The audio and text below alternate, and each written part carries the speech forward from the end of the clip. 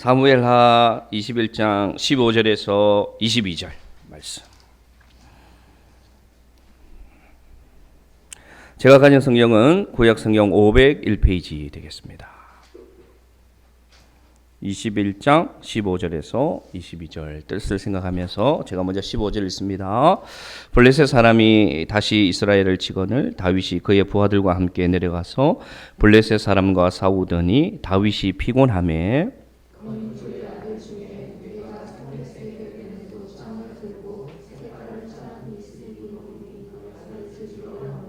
수르야의 아들 아비새가 다윗을 도와 그 블레셋 사람을 쳐 죽이니 그때 다윗의 추종자들이 그에게 맹세하여 이르되 왕은 다시 우리와 함께 전장에 나가지 마옵소서 이스라엘의 등불이 꺼지지 말게 하옵소서 하니라.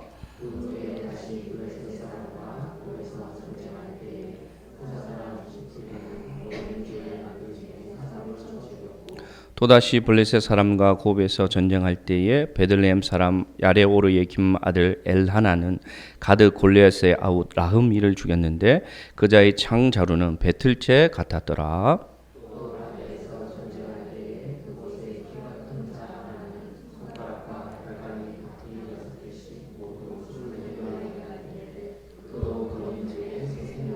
그가 이스라엘 사람을 능욕함으로 다윗의 형 삼마의 아들 요나단이 그를 죽이니라. 이 네 사람 가드의 거인족의 소생이 다윗의 손과 그의 부하들의 손에 다 넘어졌더라. 아멘. 잠깐 기도합니다. 하나님 아버지, 귀하고 귀한 주의 말씀 부족하고 부족한 종이 오늘 들고 이 자리에 또 섭니다. 오늘 시간 오직 성령께서 교통하여 주셔서 주의 말씀이 주의 교훈이 우리의 마음판에 기록되는 시간이 되게 하여 주옵소서. 이 말씀을 통하여 우리 성도들이 새 힘을 얻고 주를 앙망하는 시간이 되게 하여 주옵소서. 예수님의 이름으로 기도드립니다. 아멘.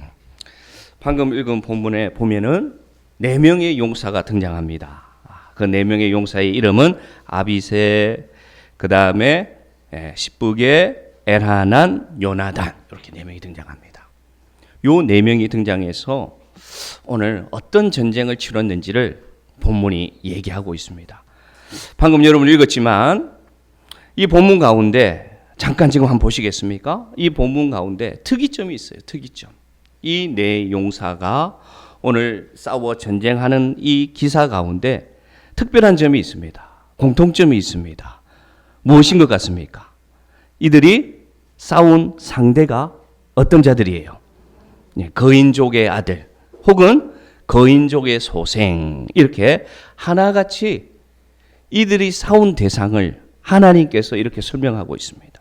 이 4 용사가 싸운 자들이 다 블레셋에서 쳐들어온 거인족의 아들 혹은 거인족의 소생이었더라, 이렇게 본문이 얘기하고 있습니다. 제가 이 말씀을 묵상하는 가운데 이 본문이 오늘 우리 이 땅을 살아가는 우리에게 어떤 교훈을 주시고자 기록되어 있을까 묵상하게 되었습니다. 그러면서 자연히 저의 묵상은 이 거인이라는 단어에 집중하게 되었습니다. 그러면 오늘 본문 가운데 하나님은 왜 이 거인족의 소생, 거인족의 아들이라고 그 특징을 이 4 용사의 전쟁을 통해서 우리에게 말씀하고 있을까? 그렇게 생각해 보게 되었습니다. 그러면서 깨달은 점을 오늘 여러분과 함께 나누고자 합니다. 그렇습니다, 여러분. 우리 삶에는 여러 가지 인생의 전쟁들이 있습니다. 그래서 이 전쟁의 문제들이 나에게 오면 내 삶을 전쟁터처럼 만들고 이 문제들이 나를 수없이 대적하게 와서 누구나 이 전쟁과 이 문제를 겪으면 그것들이 거인처럼 나에게 다가온다는 것입니다. 거인처럼 나에게 다가와서 너무 큽니다. 나에게 이 문제가. 나에게 이 고통이 너무 큽니다. 그래서 오늘 이 거인이라는 단어가 우리에게 주는 첫 번째 의미는 뭐냐? 내 삶의 전쟁터에도 늘 거인이 찾아온다는 것입니다. 오늘 우리에게도 닥치는 환난이 거인과 같을 때가 참 많습니다. 어떻게 해야 될까? 막막할 때가 많습니다. 그래서 나를 흔들고 나를 무너지게 합니다. 우리에게 찾아오는 문제들이 여러 가지가 있습니다. 여러분, 물질의 문제도 있고요. 사람의 문제도 있고 자녀가 속을 썩히기도 하고 건강했던 내 건강이 한순간에 무너졌다는 소식을 들을 때도 있습니다. 어쩌면 내 삶에 다가오는 모든 문제들이 다른 사람들이 볼 때는 별것 아니지만 내 가정에 오면, 나에게 찾아오면 오늘 이 블레셋에서 쳐도는 거인들처럼 우리 삶의 시험과 고난과 환난은 늘 거인처럼 다가옵니다. 천하의 다윗은 골리앗도 이겼던 자입니다. 그런데 오늘 본문을 보시면 다윗이 피곤하였더라 얘기합니다. 이 피곤하였다는 단어는 죽어가는 것을 말합니다. 기력이 다 하고 힘이 다 해서 이 전쟁이 자기 힘으로 이길 수 없는 상태가 되어버린 겁니다. 왜 그렇습니까? 우리에게 찾아오는 전쟁은 다윗에게 찾아온 것처럼, 이 용사들에게 찾아온 것처럼, 이 이스라엘 백성들에게 찾아온 것처럼 늘 어렵고 힘들게 거인처럼 우리를 찾아와서 우리를 누르기 때문에 우리는 늘 힘이 드는 삶을 살아가고 있다는 것입니다. 또 이 거인의 모습은 어떤 모습일까요? 묵상하는 가운데 오늘 16절 말씀 한번 읽어보겠습니다. 사무엘하 21장 16절 말씀. 자, 같이 읽읍시다. 시작. 거인족의 아들 중에 이스비 노비 다윗을 죽이려 함으로. 아멘. 그래서 거인적의 모습을 성경이 이렇게 묘사합니다. 자, 보십시오. 무게가 300세겔이 되는 노창을 들고 거기다가 세 칼을 차고 오늘 이들이 공격해 왔다 이렇게 얘기합니다. 아마 다윗과 이스라엘 백성들이 가진 무기는 형편없을 것입니다. 이들은 300세겔에 나가는 아주 큰 창을 들고 거기다가 쇠로 만든 세 칼을 옆에 차고, 나중에 보면 라흠이라는 장수는 배틀채 같은 창자루를 들었더라 이렇게 묘사하고 있습니다. 왜 이렇게 묘사하느냐? 오늘 다윗과 이스라엘 백성이 들고 있는 무기는 형편없다는 것을 우리에게 가르쳐 줍니다. 여기서 오늘 거인의 모습을 알 수 있습니다. 여기서 우리 삶에 찾아오는 문제의 모습을 알 수 있습니다. 무엇입니까? 나와 비교할 때 나를 형편없게 만들어버리는 것이 바로 거인의 모습이라는 것입니다. 거인은 어떤 얼굴을 가지고 우리에게 찾아오느냐? 열등감의 얼굴을 가지고 나에게 찾아옵니다. 거인은 300세겔이 넘는 노창이고, 거인은 세 칼을 차고, 거인은 배틀째 같은 창자루 같은 것을 들었지만 내가 가진 것은 무엇입니까, 여러분? 내가 가진 것은 너무나 열악합니다. 내 손에 든 것은 너무나 열악합니다. 그래서 거인은 어떤 모습으로 나에게 오느냐? 내 삶의 환난과 내 삶의 고난과 내 삶의 문제는 나에게 어떻게 오느냐? 열등감을 가지고 공격해 옵니다. 이 열등감이 바로 여러분 거인의 얼굴입니다. 내가 가진 소유를 보게 합니다. 내가 살아가는 집 보게 합니다. 내가 타고 다니는 차, 내가 가진 소유가 형편없게 느껴지도록 공격합니다. 또 무엇을 공격합니까? 내 자녀를 다른 자녀와 비교하게 합니다. 그래서 실패하는 자녀, 넘어지는 자녀, 공부 못하는 자녀. 거인은 이런 열등감의 모습으로 우리에게 찾아옵니다. 그리고 내 가족 구성을 비교하게 합니다. 내 소유와 능력을 보잘것없는 것으로 보게 합니다. 그래서 나에게 힘을 뺍니다. 그리고 나를 도저히 이길 수 없는 모습으로 굴욕감을 가져다 주는 게 뭐냐? 바로 우리에게 찾아오는 거인과 같은 모습의 얼굴이라는 것입니다. 여러분, 우리 인생을 살다 보면 우리는 왜 이 문제를 거인처럼 느낍니까? 바로 열등감 때문에 그렇게 느낄 때가 너무 많습니다. 열등감.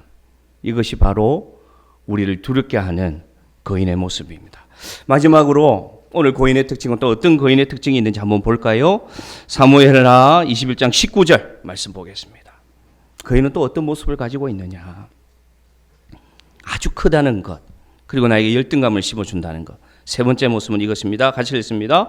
또다시 블레셋 사람과 곱에서 전쟁할 때에 베들레헴 사람 야레 오리김의 아들 에나라는 가드 골리앗의 아우 라흐미를 죽였는데 그 자의 창자루는 배틀째 같았더라.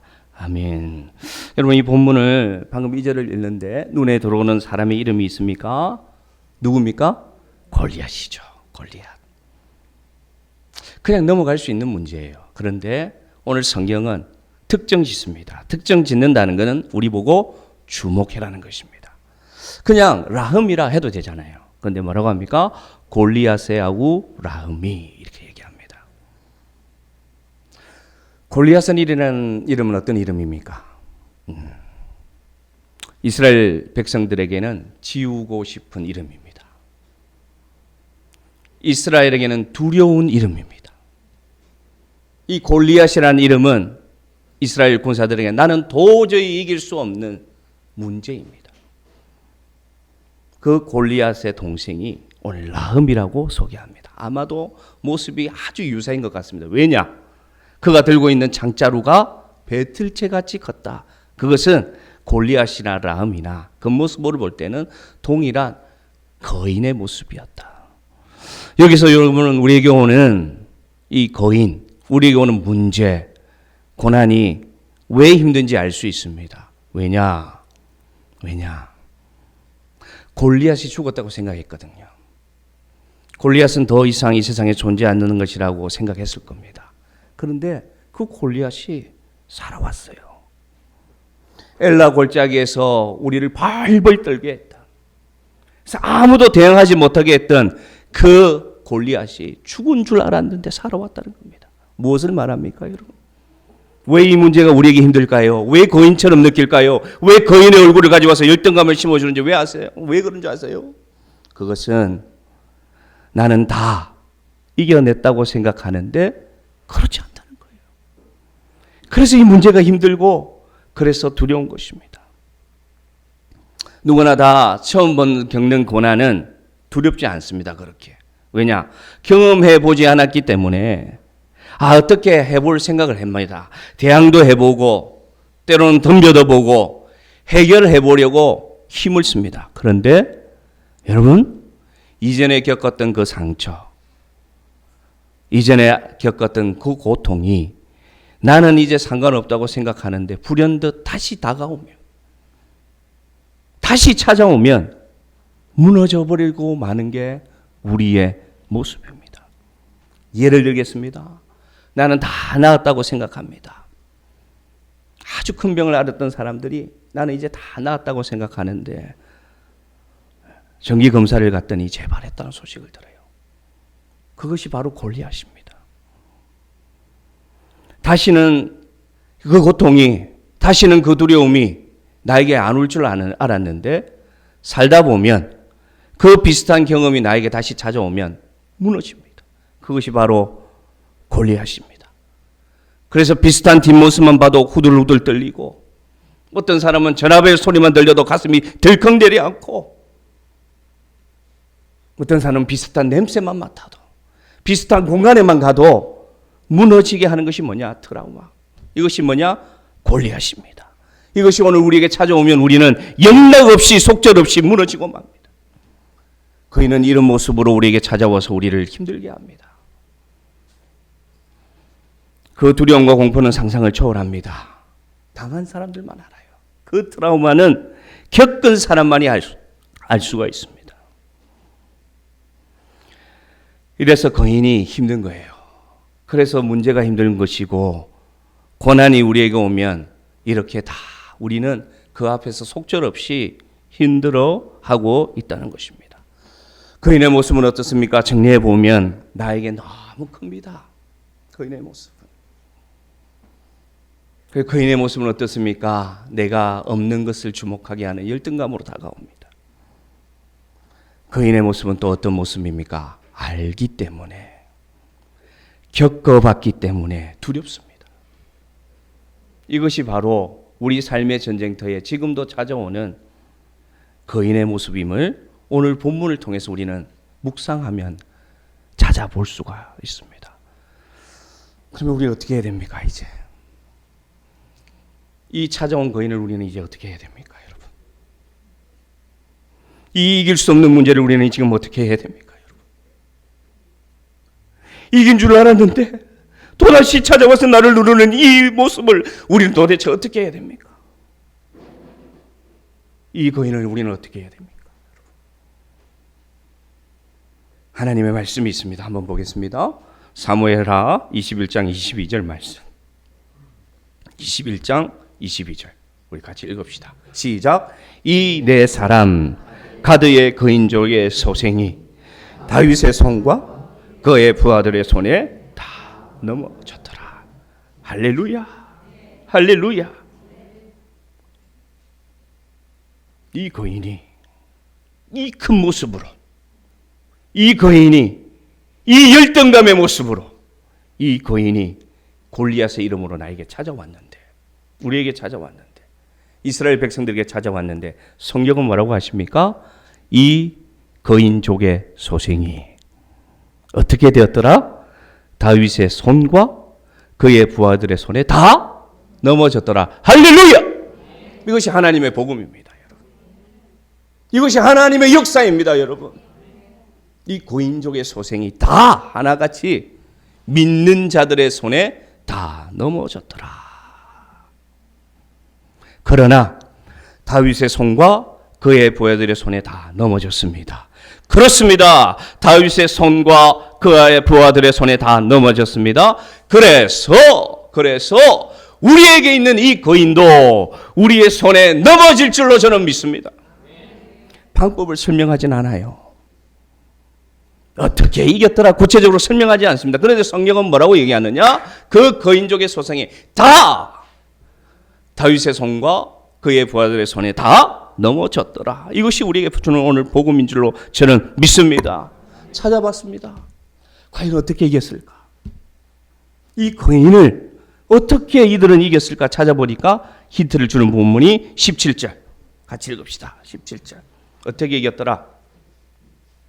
21장 17절 말씀. 시작. 스루의 아들 아비새가 다윗을 도와 그 블레셋 사람들 쳐 죽이니 그때에 다윗의 추종자들이 그에게 맹세하여 이르되 왕은 다시 우리와 함께 전장에 나가지 마옵소서. 이스라엘의 등불이 꺼지지 말고. 아멘. 아멘. 다윗이 만약 혼자였다면 저 거인에게 죽었겠죠. 다윗이 혼자가 아니었습니다. 아비새라는 장수가 와서 오늘 성경에 보면 어떻게 했다? 다윗을 도와. 할렐루야. 그래서 다윗은 피할 수 있었고 견딜 수 있었고 이길 수 있었습니다. 사랑하는 성도 여러분, 오늘 아비새가 와서 다윗에게 말합니다. 왕이시여, 당신은 우리의 등불입니다. 피곤하고 쇠락해져서 두려워서 죽어가는 다윗에게 아비새가 한 말이 뭐냐? 왕이시여, 당신이 나의 등불입니다. 이 말 한마디, 지지해주는 이 말 한마디, 편이 되어주는 이 한 사람을 통해서 오늘 거인을 이기는 역사가 일어났다는 것을 오늘 우리에게 보여줍니다. 우리도 인생을 살다 가면 이 거인을 만납니다. 싸웁니다. 힘이 붙입니다. 지쳐갑니다. 포기해갑니다. 그때 오늘 아비새처럼 나에게 와서 도와주는 한 사람이 있다면, 그때 나에게 와서 나에게 힘을 주는 한 마디가 있다면 우리는 그 거인을 이길 수 있음을 오늘 본문을 통해서 알 수가 있습니다. 누군가 싸움을 인하여서, 누가 인생의 문제를 인하여서, 누가 감당하기 힘든 고난으로 인해서 죽어갈 때 우리 누군가가 그에게 가서 달려가서 도와줄 수 있다면, 그리고 당신은 혼자가 아니다, 당신은 할 수 있다, 내가 도와줄게 할 수 있는 그 한 사람이 있다면 그 문제가 아무리 거인처럼 크더라도, 내가 가진 힘으로 도저히 이길 수 없다고 하더라도, 내가 수없이 겪는 트라우마 같은 아픔과 상처와 짓누르는 문제라고 하더라도 그 한 사람이 있다면, 손잡아주는 한 사람이 있다면, 격려해주는 한마디가 있다면 우리는 그 거인을 이길 줄로 믿습니다. 그것이 성도입니다. 그것이 우리를 이 교회에 만나게 하신 하나님의 뜻이심을 저는 믿습니다. 기도해 주는 겁니다. 격려해 주는 것입니다. 여러분, 홍수를 만나면 어떻습니까? 한 사람이 홍수를 건너갈 때는 힘이 들어서 휩쓸려 갈 수밖에 없어요. 근데 그 홍수를 건너야 한다면 건널 수 있는 방법은 뭐냐? 허리에 끈을 묶고 서로가 믿음의 끈을 서로 같이 묶고 기도의 끈을 같이 묶고 격려의 끈을 같이 묶고 그 길을 걷는다면, 그 하천을 걷는다면, 아무리 거센 물결이 우리를 휩쓸려 가려고 하더라도, 거인과 같은 문제가 우리를 휩쓸려 가더라도 우리는 건널 수 있음을 우리는 알 수가 있습니다. 누구나 다 홍수를 만납니다. 누구나 다 탕류를 건너는 인생을 만납니다. 사랑하는 성도 여러분, 여러분이 아비새가 되어주시기를 주의 이름으로 축복합니다. 우리가 함께 끈을 묶으면 이 하천, 이 탕류가 흐르는 인생의 길을 건너갈 수 있음을 오늘 본문은 거인을 이기는 방법으로 제시하고 있습니다. 오늘 말씀의 결론입니다. 근데 여러분, 과연 그것으로 충분할까? 과연 그것을 우리는 이길 수 있을까? 고민하게 됩니다. 그런데 찾았어요. 어떻게 하면 이 거인을, 어떻게 하면 이 문제를, 어떻게 하면 이 골리앗을 이길 수 있을까 하는 방법을 찾을 수 있었습니다. 그것이 어디에 있느냐? 그 다음 장에 있습니다. 사무엘하 22장 17절입니다. 사무엘하 22장 17절. 위에 7절은 제가 읽을 테니까 17절은 여러분 읽으면 되겠습니다. 내가 환난 중에서 여호와께 아뢰며 나의 하나님께 아뢰었더니 그가 그의 성전에서 내 소리를 들으시며 나의 부르짖음이 그의 귀에 들렸도다. 17절 여러분 읽습니다. 시작. 그가